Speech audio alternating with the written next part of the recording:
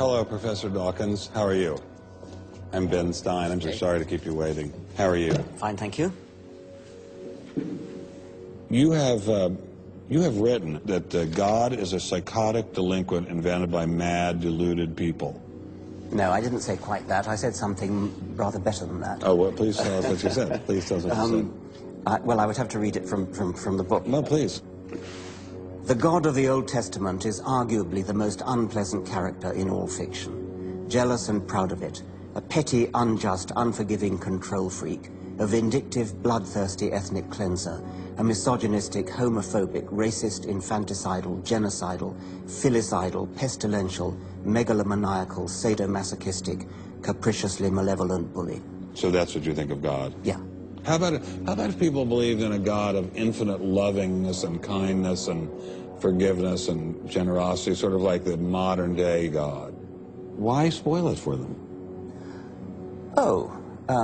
Why not just let them have their fun and enjoy it? I mean, I don't want to spoil anything for anybody. I write a book, people can read it if they want to. I believe that it is a liberating thing to free yourself from primitive superstition. So religion is a primitive superstition? Oh, I think it is, yes. So you believe it's liberating to tell people that there is no God?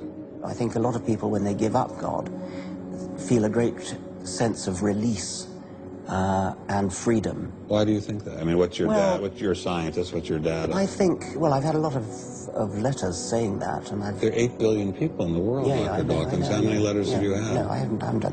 That's quite true. Professor Dawkins seemed so convinced that God doesn't exist that I wondered if he would be willing to put a number on it. Well, it's hard to put a figure on it, but I mean, I put it as something like, 99% against or something. Well, how do you know it's 99% against, say, and not 97%? No, I did. You asked me to put a figure on it, and I'm not comfortable putting a figure on it. I think I just think it's very unlikely. What? But you couldn't put a number on it? No, of course not. So it could be 49%. Well, it would be. I mean, I think it's unlikely, but it's quite far from 50%. How do you know? I don't know. I mean, I put an argument in the book. Well, then who did create the heavens and the earth? Why do you use the word who? You see, you immediately beg the question by using the word who. Well, then how did it get created? Well, by a very slow process. Well, how did it start? Nobody knows how it started. We know the kind of event that it must have been. We know the sort of event that must have happened for the origin of life. And what was that? It was the origin of the first self-replicating molecule. Right. How did that happen? I told you we don't know. So you have no idea how it started? No, nor has anybody. Nor has anyone else. What do you think is the possibility that intelligent design might turn out to be the answer to some issues in genetics or in evolution?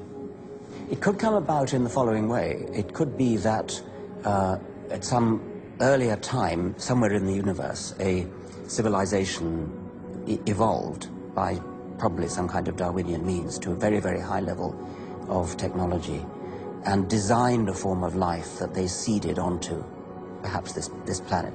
Now, that is a possibility and an intriguing possibility. And I suppose it's possible that you might find evidence for that if you look at the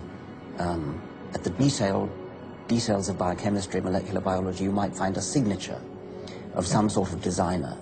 Wait a second. Richard Dawkins thought intelligent design might be a legitimate pursuit?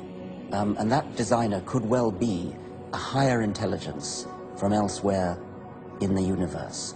Well, but that higher intelligence would itself have had to have come about by some explicable or ultimately explicable process. It couldn't have just jumped into existence spontaneously. That's the point. So Professor Dawkins was not against intelligent design, just certain types of designers, such as God.